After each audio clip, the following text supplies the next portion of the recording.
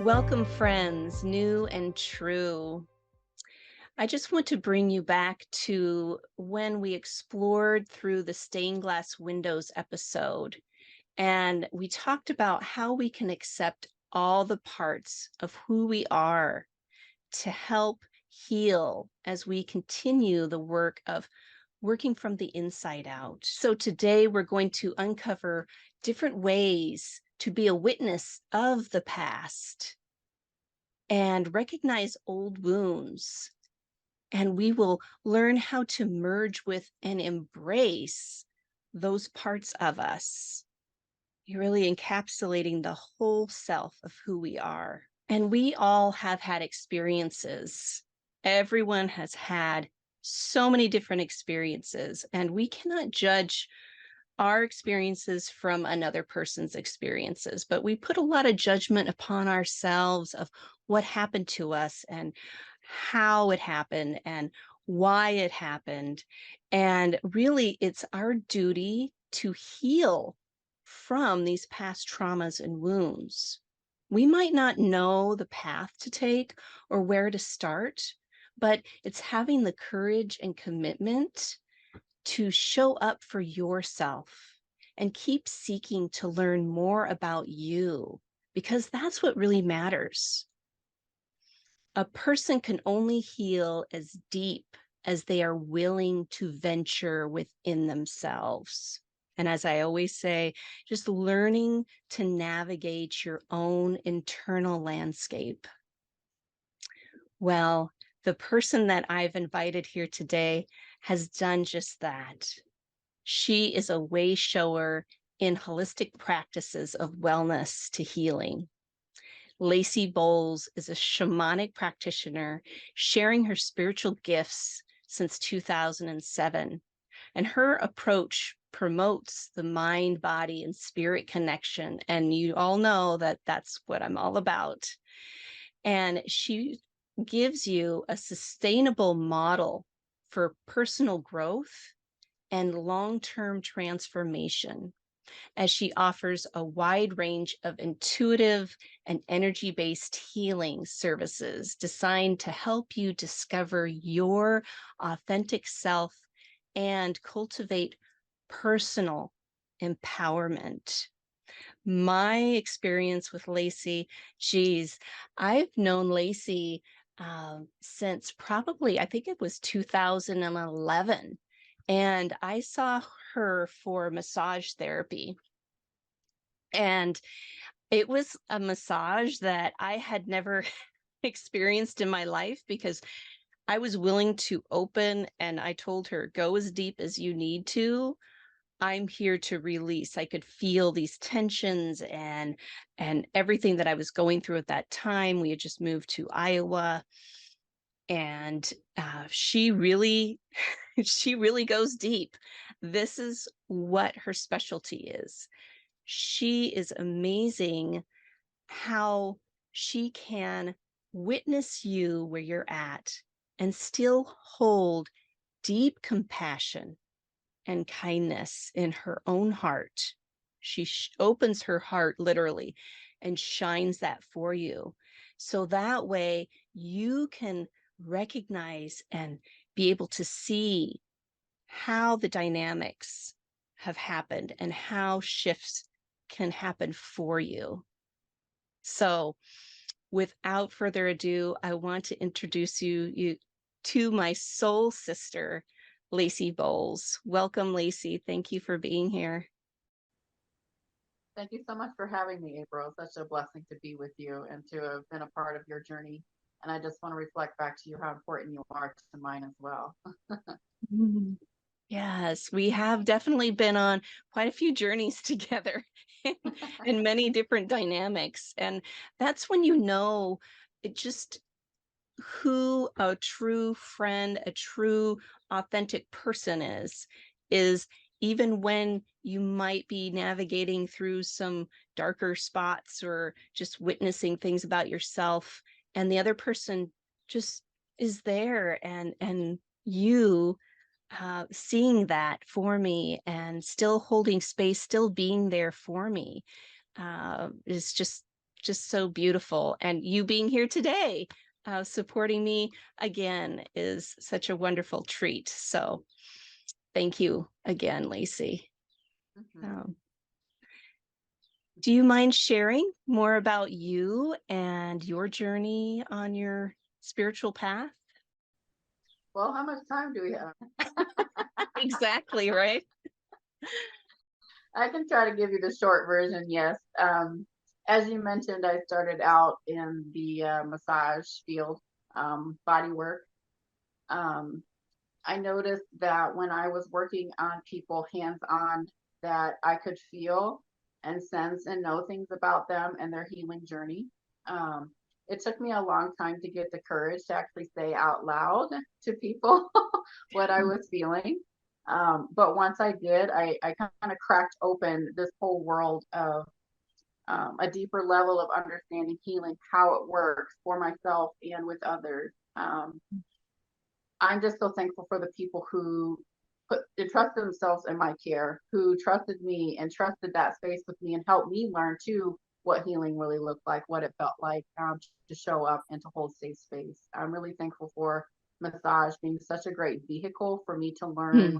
how my gifts work in a really safe way where it wasn't so overpowering, where I had time to really like reflect and take in the information I was getting without it feeling so overwhelming.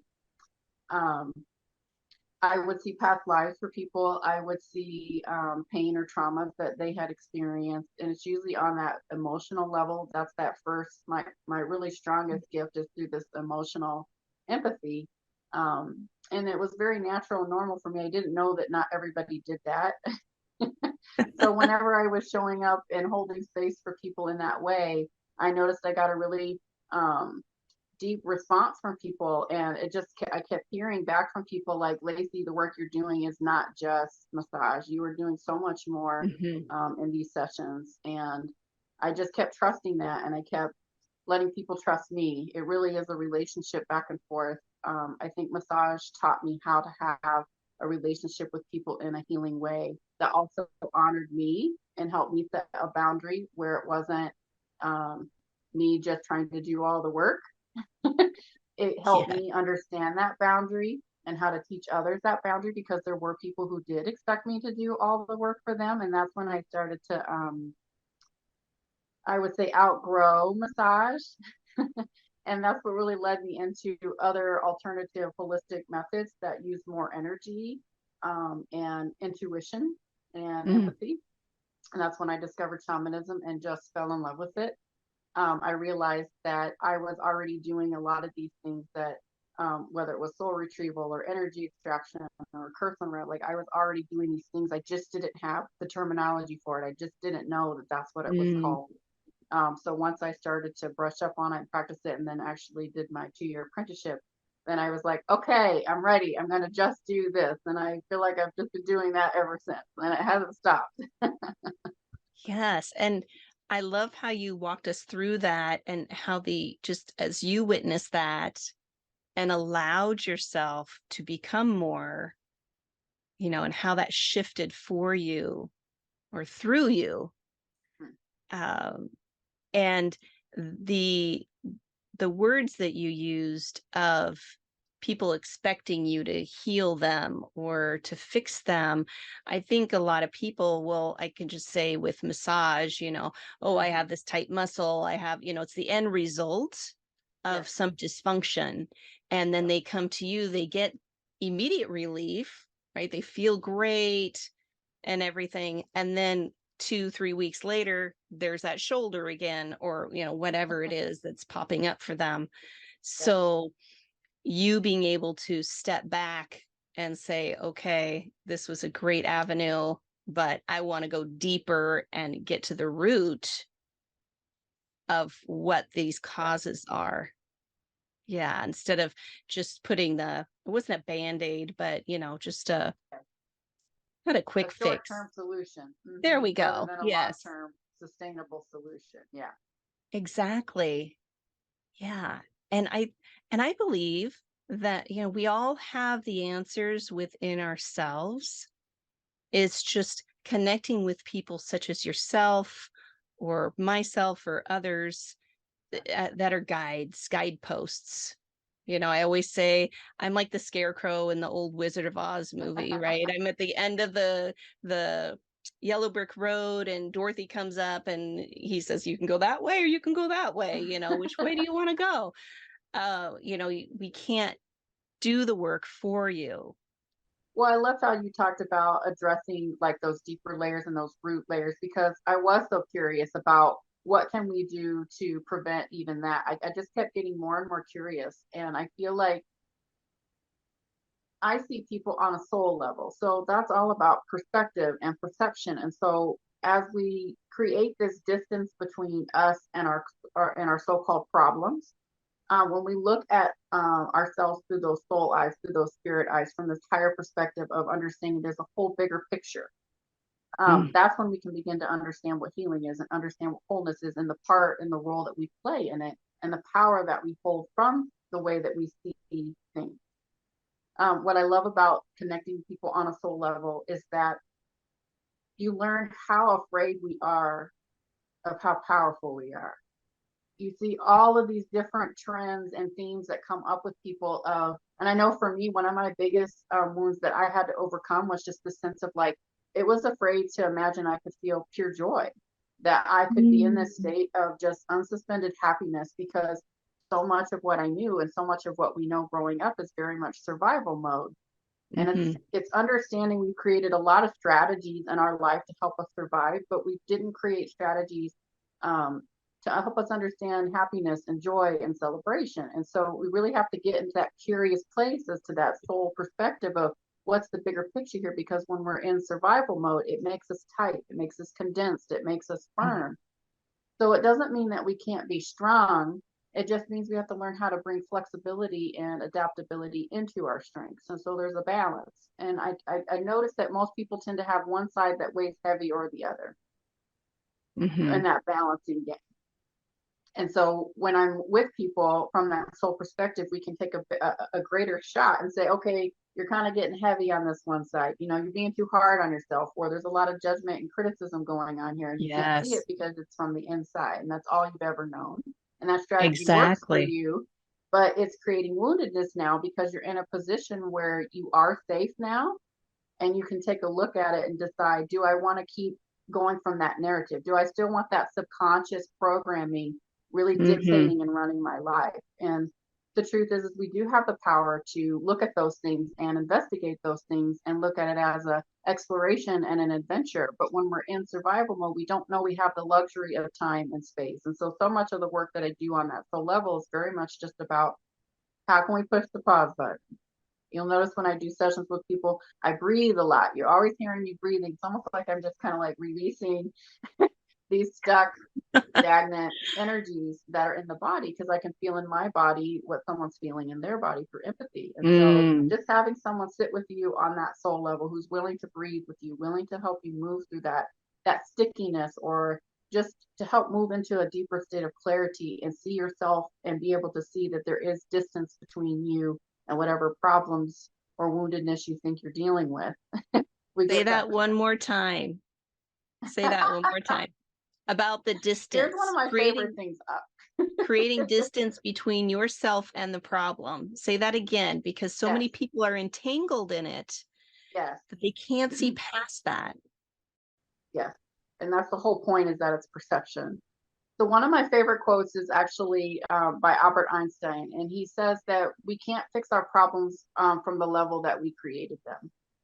And I love this because it's so shamanic in Yes. nature, meaning that every problem that we're ever experiences is always created from the level of mind. And so we can't fix it from the level of mind. That's where that soul perspective has to come in, or even just heart perspective. When we get distance between ourselves and who we think we are in our mind, we Mhm. recognize we're not our thoughts. And it's that gap that gives us the room to breathe in. So we're not so stuck. I notice a lot of people will get locked down. I'll hear myself saying, because when I work with people, a lot of affirmations will come through, a lot of intuitive affirmations using voice to vocalize and to Mhm. reflect back, is that I'm recognizing you don't feel like you're free. You feel like you're suffocated. You feel like you're in a prison. You feel frozen. You feel stuck. And a lot of that is perspective, not knowing that we have that room between us and our thoughts. us and our mind, that we are not our mind, we are not our thoughts. That's that beginning of healing, is recognizing, oh, I've only been identifying with myself as this self, which is the Mhm. mental plane, but there's so much more to me. I'm a multidimensional being. So that Yes. full self, that greater perspective of saying, I can't fix this problem from my mind. Therefore, I have to pause for a moment. I'm not going to be able, no matter how hard I try, it's not going to happen. Because And then then you that can creates laugh more at resistance. you can laugh at yourself and say, oh, I created this situation. I don't know Mhm. how I did. And that's the other part of it, is just saying, I don't know. How hard is it for us to just be like, you know what? I don't know.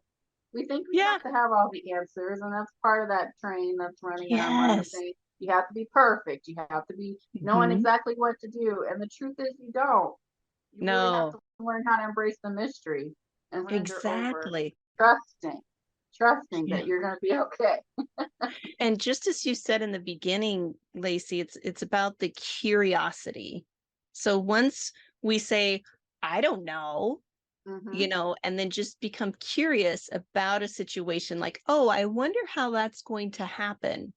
Or I wonder, when this will show up for me, so that way I I call it shifting it from worry to wonder, turning worry Ah, into wonder. yes, So that way it literally lifts off the body because of that yes. energy, and that it's in your head, and it's so compressing and just keeps us wound up tighter and tighter and tighter. So that just lifting that with wonder and that curiosity helps us to be open and free and be in that receptive mode. Well, and that's reminding me too, it's a very childlike state. And so if you have Mhm. any child trauma, it's hard and difficult to feel safe enough to go back into that space Yeah. and say, I can reclaim my innocence and my purity, and I can embrace my naivete of not knowing. Because usually the reason we have these stories against ourselves regarding not knowing is Mhm. because we got into a situation where we didn't have control or power over something that happened to us. And that's where that power Yes. gets given away. And so when we can go back to that childlike state before we knew that power could be given away or not, that's that place we get stuck or frozen in. And that's the place that we can't move past and mature past on a soul level until we go back to that place and go back to that time and go back to that person who Mhm. experienced it. So we can Yes. all, and a lot of times in sessions, it's very much about understanding our power, and our power does come from that innate sense of purity and innocence, and giving ourselves permission to forgive ourselves for anything that came up Mhm. that we didn't have control over, and this illusion that we were supposed to have control over that situation, or things didn't work out the way that we thought that they were supposed to, and the whole gauntlet of stories that comes with that. Oh my goodness. Yeah. So I love that curiosity and wonder, because it puts us back into that childlike state and helps us reclaim Mm. our purity, our innocence, and then helps us step back into our power and our ability to choose from that point and say, okay, what am I going to do with this now? Exactly. And for those who have started a journey, a spiritual journey, and are starting to uncover things, and uh, you can then witness that there is a lot of truth into childhood experiences, and how when we're in those experiences, especially as a small child, that we don't have the voice to speak, to have boundaries, to even know what boundaries are. And then that energy is trapped in our bodies because we did not know the way to, we weren't taught how to release, how to express, how to move through that. So then it that begins the scaffolding around that. And it's usually the heart, from my Yes. understanding. People have a lot of constriction around their hearts. They don't feel safe. They feel that they need to keep doing or stay ahead of the game, those types of things, to where then it just keeps going. And, you know, also the forgiveness of, I didn't know any better. I was 3 at the time, or 4. I've even gone back to where I was like 2, and I didn't have the vocabulary to speak. I didn't have that. So I just held everything in and Mhm. kept quiet, because when you're quiet, you don't speak and you do as you're told, then, that's the good girl. That's the you receive conditional love. And so, yeah, that really speaks deeply for me, Lacey. So thank you for bringing that up. And then, knowing that you do have a voice, and finding ways to work through that. Yeah, as you're navigating that internal landscape. Mhm. Mhm. Yes. So, can you maybe walk us through maybe something, um, maybe a modality that you use with people to understand that right left side, or where they're holding, and how to give a voice to that space? Is that possible? Sure. It's interesting working with individuals because everyone is different Yeah. in terms of the way that I work is in response to someone. So I hold space. Mhm. They enter into that space. They feel safe. We begin that unveiling. We're Mhm. moving through those layers once we feel safe and grounded. And then I'm intuiting with them, responding to their need in that moment and reflecting back to them what they need. So, for instance, say if it's childhood trauma, like you're talking about, and I'm noticing maybe they're really struggling or stuck with something, and it has to do with maybe showing emotion or showing vulnerability or showing that level of sensitivity or pain there. I do my best to remain quiet and simply hold the space because it's not my job to interject and to force and to push them into having a feeling or experience. It's my job to show them and demonstrate for them that they can trust themselves and their emotional intelligence in that moment because I've done the same for myself. I Mhm. trust my own emotional intelligence. I trust Yes. my ability to hold that space, even when it feels like everything is breaking down, even when you feel so ashamed that you're having this deep, emotion and feeling, and then now you're doing it in front of someone. It's actually the most healing thing we can do is to Mhm. let ourselves be heard in that moment of woundedness and to have a safe person who is not judging you and trying to force you and push you and say, here's the outcome. This is what you're supposed to do. It's not about that. I Mhm. simply am that witness in that space with them. And I'm in my heart, I'm holding the vibration and intention saying, do you see how beautiful you are? Do Mm. you know how loved you are? Can I reflect your soul self back to you?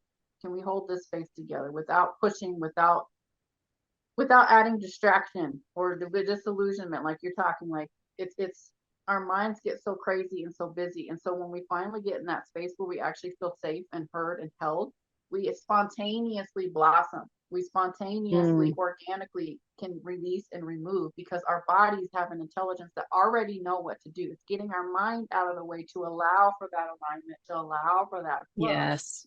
So we can't underestimate the power of creating and holding and maintaining safe space. And I do that on a professional level. This is not just listening to your sister on the phone and or your mom. It's to another level. It's Yeah, complete sealed lockdown guides, angels, higher self. It's we're all in the room. We're all in that space for you, and it's very powerful. it is. And I've had experiences with you to where you've taken me to those places, and being Whew. vulnerable enough to allow that side to be seen. Mhm. It is very, very powerful. At the time, it's like you're standing on the edge of a cliff, Ah, and Lacey's you like, think you're gonna "Come on, die? it's okay. The water's warm. Just take that leap with me." And she doesn't push whatsoever. You do not push. And Mm-mm. it's was me saying, "Okay, yes, I'm reaching out. I'm allowing you to embrace me in an energetic way." And knowing that I'm okay. I think that's what it is. That's what it boils down to. Everyone listening right now, right where you're at, no matter what, you are okay. Yes. It doesn't have to be rainbows and unicorns or, Mm-mm, some big epiphany happening. mm-mm. It's just you recognizing that for yourself, that I'm okay. And as you so perfectly described about the mind and perceptions, even questioning, where did that come from? Is that mine? Mm. You know, I had my father's voice in my head for until I was in my 40s, to when I took uh, a class about trauma, Mm. and I was just shocked. Literally, it shocked me because I was like, Yeah. wait a minute, this isn't my voice. This is my father's insecurities that he pushed upon me.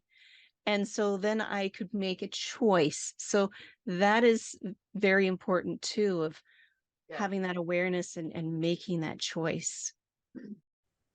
I love that you said that because that's totally what I wanted to bring up. And so much of what I cover in sessions with people through shamanism is that when we recognize that our power comes from our free will, this is our solar plexus. We hold that right. If you ever have you ever had like adrenaline, when those adrenals release that cortisol, that space, it's like underneath your heart. That's where your solar plexus is.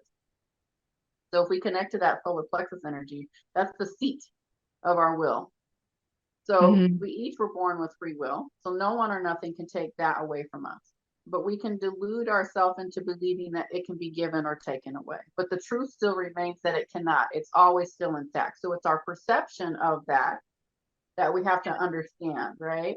So what I Yes. love explaining and expressing to people with free will is that our free will does not control our circumstances. Our free will is a mechanism to maintain our freedom to choose. So we Ah. go through life in this very dualistic way. We always think that our ego mind only knows the world as black and white, only knows the world as fractioned, as Mhm. separate. But our soul self knows our reality as wholeness. So it's almost like Mhm. each day we're kind of pivoting between these understandings of ourself until we get to a place of full alignment, that full awakening of, oh, I'm Yes. always in this state of awareness, right? Yeah. So from dual mind, we don't know that we have choice in that matter. Choice can Mm. feel, when we get really indecisive, it can be overbearing. It can feel overwhelming and be like, I don't want to have to make that choice. I'm going to Mhm. give my power away. Or we turn to really trying to be controlling of, I'm going to control every single thing so I don't ever have to feel pain again. And so these are the two sides of empowerment, disempowerment, right? So when we understand free will, saying, okay, I was born with free will, that's where my power comes from. These experiences are coming up in my reality, and I have the power to choose how I'm going to respond or not respond. But when we're in Mhm. that survival mode, we tend to just react. We're in Yes. reactionary mode. And that's where that dysfunction comes in. That's when we're on autopilot. That's when we don't really recognize that we have power and we're making a choice. We can consciously make that choice. So, understanding your will, your free will, that you always are in this space of making choices, whether you're doing it consciously or not, the power is still intact and you're still operating on that governing system of the laws of the universe, which do not change. So when we understand that, we can say, okay, I take full responsibility for every single choice I've made, whether I did it consciously or subconsciously. Mhm. When we take full responsibility for all of our choices that we made, we become a creator and understand the creator that we are through our choices and through the responsibilities that come with that. Then we're no longer judging. We're saying these experiences came in. I have Yes. those experiences. And then I'm making a choice. It's not right or wrong. It's me choosing from a place of, does this feel good? Does this not feel good? What did I learn? What do I Yes. want to learn? We can start to navigate it a little more flexibly where it's not so rigid and black and white. We can really blend through and get into that state of enlightenment. Really, enlightenment is just recognizing that the world is not dualistic, that it's whole and that you're a part of that wholeness and you can operate and Mhm. function from that understanding of wholeness, that you can trust the governing principles of the natures of the laws of the universe, that you don't have to figure everything out, right? Oh, Yes, we're that's going deep. that's what the mind wants to do. It wants to say, okay, if I do this, then that's going to happen, Yes. and then that. And then that's even an illusion in Yes. itself. So we Yes. spend Whew, we're releasing it 90%, now. 90% of our existence is here, people. We're not even here in this moment. And I'm going to pause right here. Are you still here with us? Where is your attention on your intention? And the beauty is you can listen to this as many times as you want, because Lacey's just throwing out all sorts of good nuggets here. And she's basically just connecting and just allowing that information to come through. So that's why she talks so fast sometimes. And I do too. And also, I want everybody to remember that when we talk about soul, higher self, it's whoever your higher power is, whomever you identify with. So whether that's Christ consciousness, whether that's Gaia, whether that is universal life force energy, whatever that is, just knowing that you are connected to that source, and it is always there for you. It's always working through you and for you. It's the mind that judges, as Lacey, you were saying so perfectly, and compares. And then that's that trap. I want to revisit a little bit about how you talked about the solar plexus Mm, and how when we're in that fight or flight mode and those chemicals are released and we feel it down there in the adrenals. So our body is constantly communicating to us. It's constantly responding to our thoughts.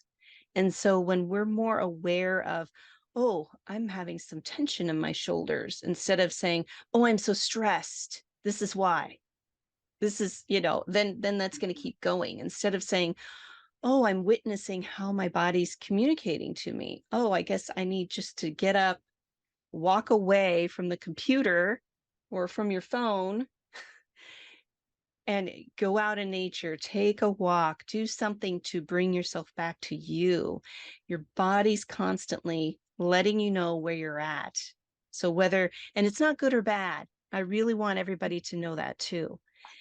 You're just meeting yourself where you're at. And with ease and grace and holding compassion for yourself of, oh, I found myself here again. Okay, what feels better? Just as you said, Lacey, what feels better right now? And then you have a choice. I love that too. I find myself when I'm in session with people, a common affirmation that comes through is just this recognition that my body has divine intelligence, Mm. and it's an intelligence that my mind can never fully comprehend. And so when we can bring that paradox into reality, when we can just hold that paradox for a moment and say, okay, here we go with this not having to understand, right? It's trusting that Yes. our body is aligned with a divine intelligence that supersedes this level of mind's knowledge and intelligence. It's different. I talk about there's knowledge, there's wisdom, there's intelligence, there's all these different layers. Our Mm. heart is what's wise. Our heart has wisdom accumulated through many, many lifetimes of understanding. Our mind is about knowledge. This is very much this man-made knowledge. If you think about going to school and getting the title, if you think about all the information that we compute on a daily basis, this idea of man-made knowledge, that's so different from the intuition and the divine intelligence that's running the whole show. Mm-hmm. And so when we go back to that free will, we can say, okay, I surrender my free will over to a higher power, a divine will. I connect my personal individual self free will to something that encompasses the whole picture. Mm-hmm. I connect to that source and I surrender it over, trusting, trusting this intelligence that goes beyond what my mind can comprehend in this moment. And that's where freedom comes in, is when we're able to Yes. surrender. And I like to use the word rapture comes with that. Mm. If you imagine the ecstasy of being completely free, we're afraid of it. We're so afraid of unconditional love. We are so afraid of how enough we are because we're so conditioned in our mind to be in that rat race of surviving that we can't really look around and enjoy what's happening. Another favorite message that's come through with the work that I've done is love doesn't require strategy. It exists. Say that again. Love does not require strategy. And so when we grow up young and we're in these environments where we want Mhm. it's a human nature and drive to want to belong and to want to be loved because our survival is dependent upon it. So it's necessary for us to understand that we're human in that. The point comes when we get old enough where we can look back at those wounds and, like you were saying earlier, say, okay, I didn't have the skills or the understanding at that time, but it's time for me now because I do know that I'm safe and I Yes. am willing to do the work and commit to this process of self and unveiling it, that I can look and say, okay, I'm safe now. Let me readjust. Let me recalibrate. We always have free will and the choice to say, I want to do this differently. We always have the choice of a brand new day and a blank slate. And we can't underestimate the power of that. Yes. It's very powerful just knowing that we have that choice. Although, just as you were talking about, I just want to go back Yeah. to the mind and the heart, Yes. right? Whew. You And want it now. which one's driving the bus? What roads are you going down? Are you going down the happy, open, I'm free and I'm having a human experience here Yes. and having compassion and forgiveness for yourself when you witness those parts that were just showing up as supporting and being a protective, because we don't want to get hurt again. And so that's why the mind comes in and says, oh no, you got to do this, or that happened last time, so you got to do this, and and that's it doesn't even Yes. apply to what's happening right now, but our minds don't recognize that because it cannot exist in this moment. The mind only works from past experiences. That's why when new things, like people that want to get into a relationship and they're just so wanting and wanting and wanting, and then a person shows up for them, and then they start second guessing themselves, or they start projecting old negative experiences upon this new person because of the fear and uncertainty of that knowing how to love. Yeah. And just saying that, knowing how to love yourself, because we can only heal as deeply as we have gone. So, really learning to be your best friend, to hold space, to witness and appreciate even the dark, Yes. ugly stuff that you can uncover, that it's like, oh, that was me. That wasn't even that person. And here all this time I've been blaming that person when all this time it was me. I've had to, I asked Right. myself, like, how much this foot doesn't taste very good in my mouth. Why does this keep happening? And Lacey can just totally laugh about that because we have beautiful history together. So once I recognize it's like, oh, well, that was my shoe. I'm not throwing my shoe at that other person to blame them. I'm actually witnessing this is my shoe here.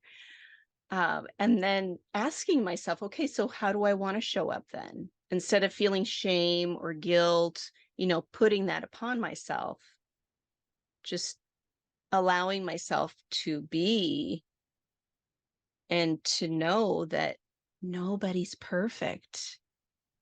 Everybody has cracks and crevices and dark spots and things, and that's what makes us human.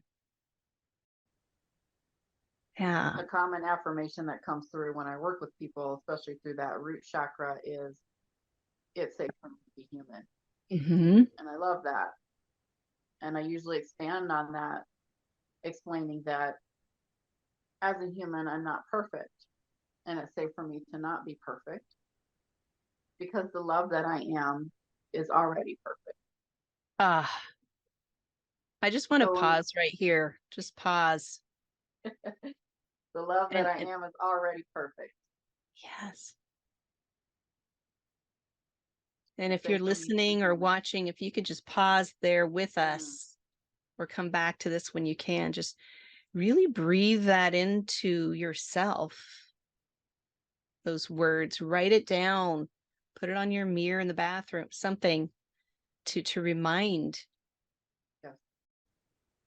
It's not Yeah. our job to be perfect.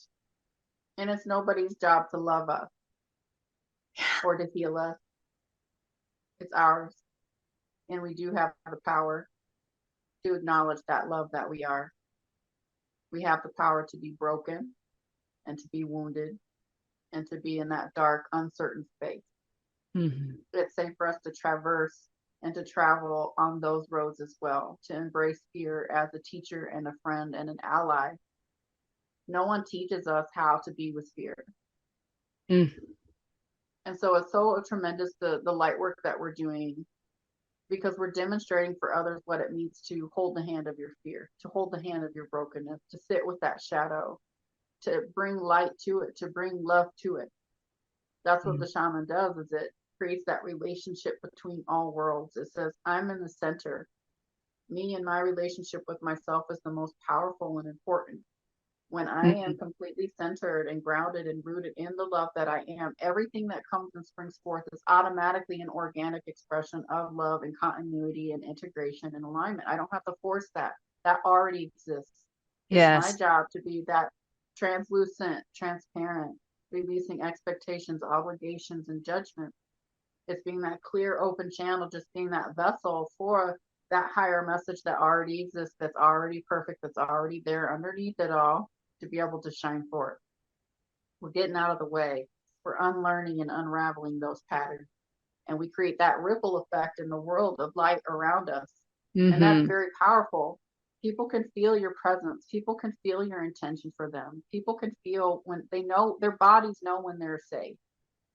Our bodies Yes. know how to respond. That's why I love when you're talking about the body, how it knows. And when we tune in and listen to our body is the greatest vehicle and vessel. I like to think of our bodies like as a almost like a dish, like a satellite.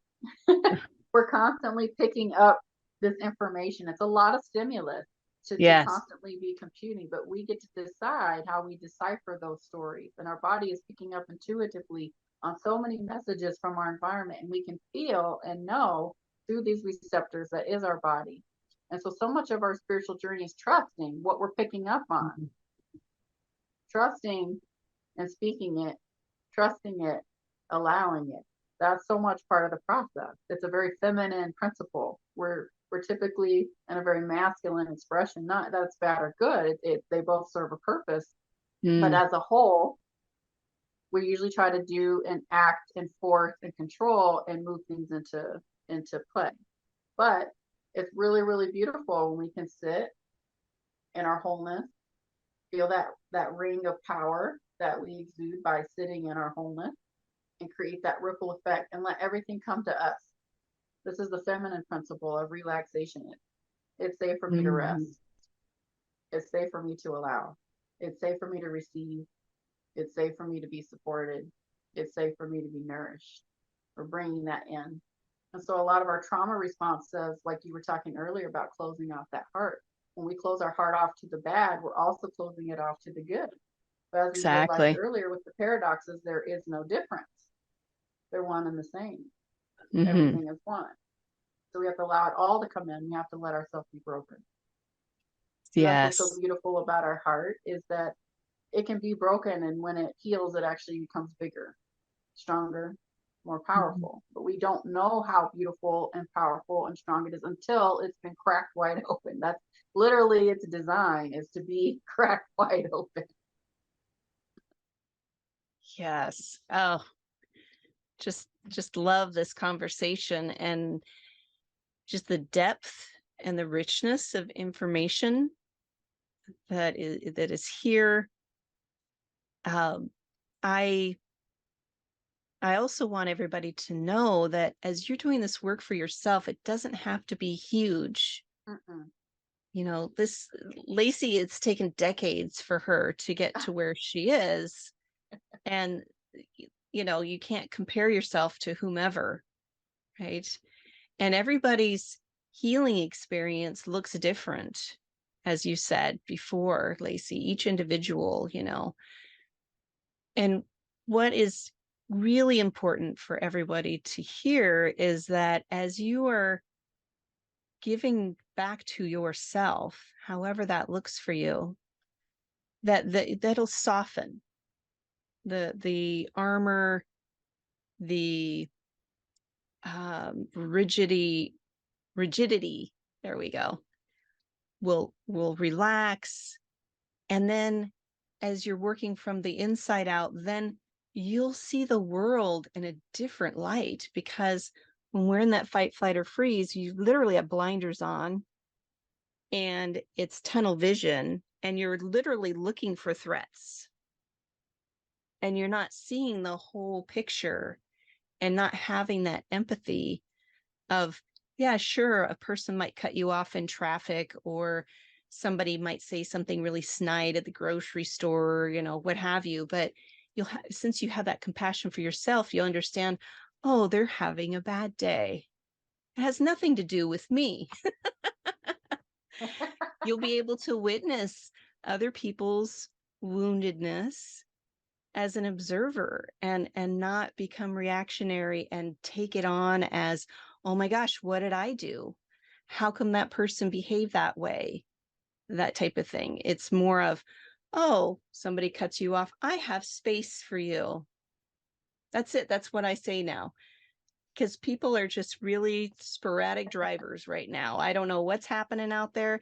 Uh, They're not focused on the present moment of driving. And so as we travel across the nation, right. we're seeing all sorts of different drivers. And it's just like, oh, we have space. Or I even said, because my husband would get really annoyed, Uh, and because a person will speed up in front of you and then they'll cut in front of you, and then they'll exit. Well, if they just slow down a little bit and you'd go on by, and they could just exit off easily, right? So mhm. it's creating that, but also it's like a do-si-do, like square A dancing, like dance. switching places.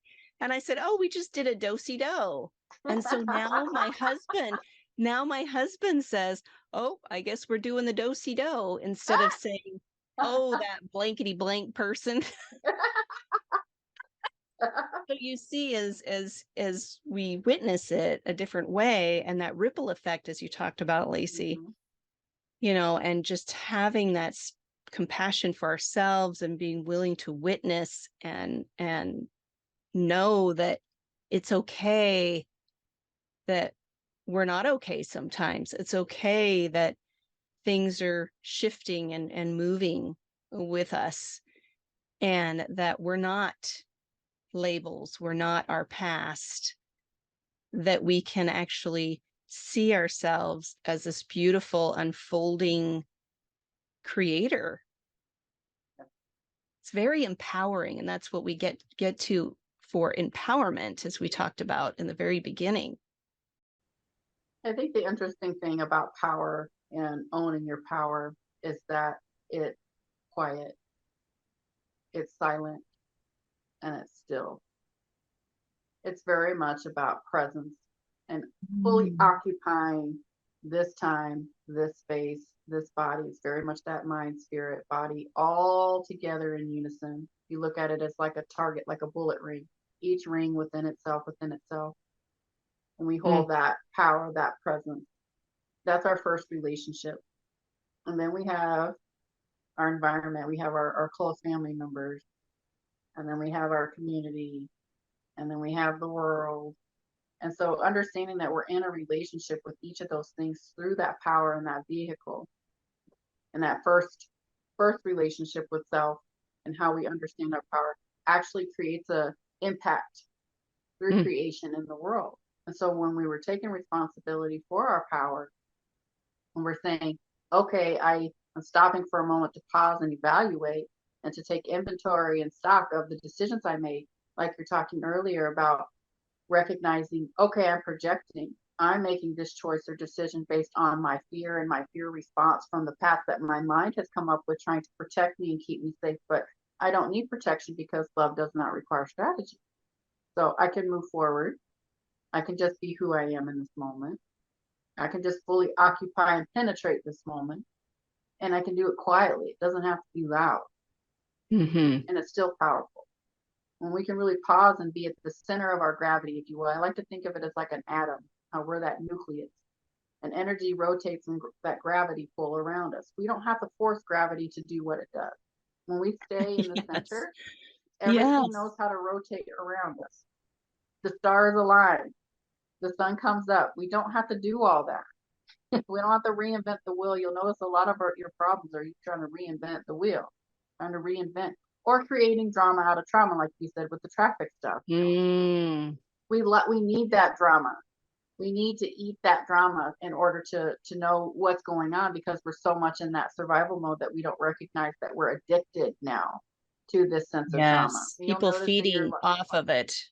yes, I notice I'll have people where it's like they constantly get sucked into these drama with whether it's family or friends. It's like these Mhm. recurring themes of just drama, toxic situations. And again, we can laugh at it and not take it seriously and say, oh, okay, I'm recognizing how I'm addicted to drama. I don't know how to be still and quiet and silent and hold my power. I'm always out there looking and trying to get involved and put my nose into the other things and not taking the time and energy to be reserved and to be within myself and to be at the center nucleus that everything rotates around. Very much like you were talking about people looking for relationships. When you're moving from this place of I'm not in relationship and I want to be in relationship, we're only going to attract to us that same level of loneliness or that level of not enoughness or that level of incompatibility. So my point is that knowing our power, stepping in our power, owning our power affects every single thing. Mhm. All areas are involved. And this is what I love about shamanism is when you get that straight, when you get that fundamental elemental foundation of your power, owning your power, standing in your power, holding it, anchoring it, everything else unfolds. But that's how Mhm. difficult it is to actually just sit in your seat of your power. We want to give it away. We don't want to take responsibility. We want to be a victim. We want that story and that drama and that trauma that comes with it until we recognize, no, I don't want it anymore. For real this time. But it's not so glamorous, you know? Exactly. Yes. And sometimes it's everybody can have the great intention Yes. to go within, although when you're so used to being outside of yourself, I say they're locked out of themselves Yes. because they're up in the They mind. forgot the passcode. Yes. Exactly. So say more about that.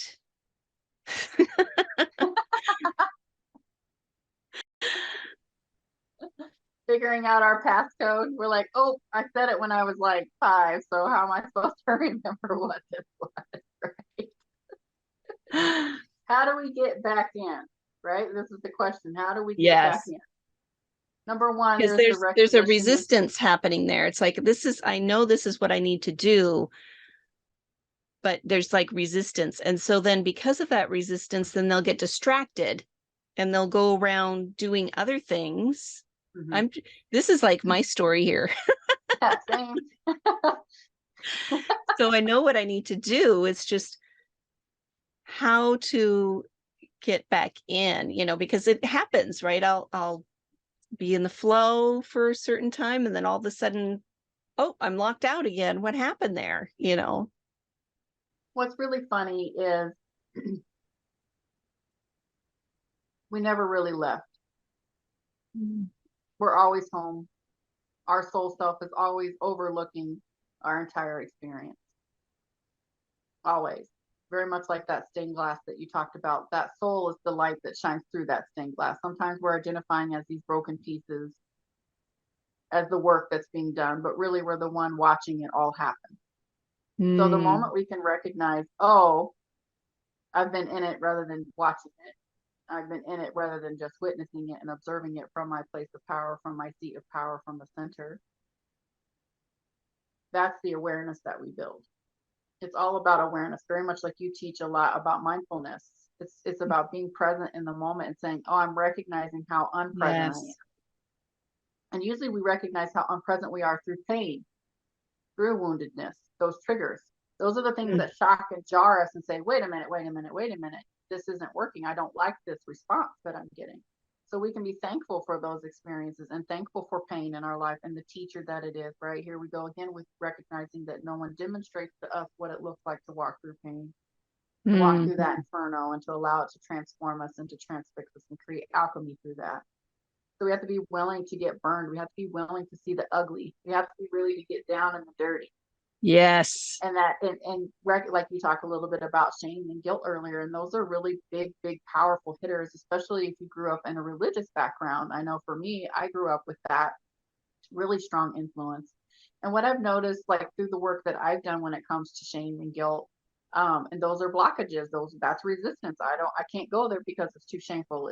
I'm too embarrassed, or it's too much. It's that feeling of, oh, I don't want to see inside where that ugliness is. One thing that really transformed my understanding of shame is recognizing, or even guilt, is saying, okay, the whole reason for guilt is that there needs to be punishment. This is what religion taught me. Mm. So if I recognize, okay, I'm guilting myself, and I think somehow I'm looking for my punishment now. I'm guilting myself, and that there needs to be punishment attached, tied.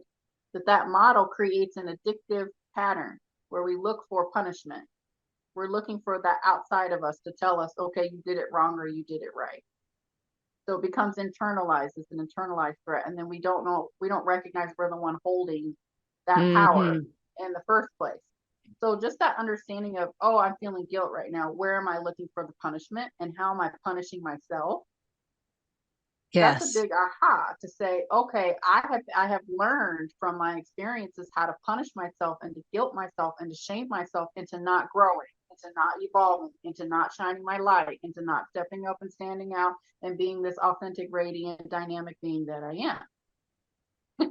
We learn that from our outside and we internalize it on the inside. So getting to know that self inside of us that wants to judge and critique and say, oh, I see that self and I love that self. You did a really Mm. good job for me for a really long time. Yes. But I'm going to need you to step aside for a moment because there's other parts of my personality, like my child, innocent, pure self, like we talked about earlier, or my creative rebel self that wants to just go out and break some rules, or you name it. There's all these different archetypes there. So we're a full bevy, but when we're in that state of resistance, we can usually only identify. I think get curious about what is this resistance and let Mm. it be there. Say, hello, resistance. Here you Yeah. are. I accept you. One of the most powerful things I learned in shamanism is that every perspective is right. Like you were talking about the road rage. The whole point is to not resist that and say, yep, you're absolutely right. You're angry right now, and it's okay for you to be angry. I have no qualms. Everybody's 100% correct about their perception based on their experiences that they've come to in their life. I don't need to resist that. So when we recognize where we have this resistance to what is and how we think it Mhm. should be, that's what's creating the resistance, is not just accepting Yes. that something is how it is. We're coming to a conclusion and creating an expectation. Usually it's based on guilt or shame and the punishment that we're waiting for. It's a cycle. So just awareness about this, that that's how it works. And that we never were locked out in the first place, that we are always at the center of our being. We always are intact with our power, but we have to be the one that's willing to witness it and receive it and be present with it, because the only power that truly exists is in this present moment. Now, breathing now, breathing Right now. now. Yes. And again. And again. Exactly. Oh, beautifully said, Lacey. Thank you for Thank unpacking you. that for us. Yeah. Pleasure. And those who are interested in connecting with you that might have some questions or Sure. are curious about your services, what is your contact information? Good question. So you can email me. My business name is Changing Woman Retreats, and that would be at yahoo.com. And I also have a Facebook page with the Changing Woman Retreats, and let's see, Instagram as well, Changing Woman Retreats. So if you want to see what I'm doing, what classes I have a website as well. That would be www.changingwomanretreats, and there you have it. .com. Perfect. Great. Yes. Mm-hmm. For those of you who are aware and are willing to do the work and to get dirty, because that's where you find the gems. Yes. That's where you find the golden nuggets and know more about you, because no one else can do the work for you. It's all within you, and it's ready, and it's excited. It wants you to uncover it and be with it and appreciate it. Yes. Well, my friend, my soul sister, thank you again for your presence, for your wisdom, and for sharing you with us today. Thank you so much for having me. Same to you. Just reflecting that back to you, April. I Uh, appreciate you. Thank you. Thank you. And thank you to mm, all of you listening. I see you. I witness you. I believe in you. You are worthy. You are worthy of all the pain. You are worthy of all the celebration. You are worthy of every experience. beautiful. And until next time, be well, my friends.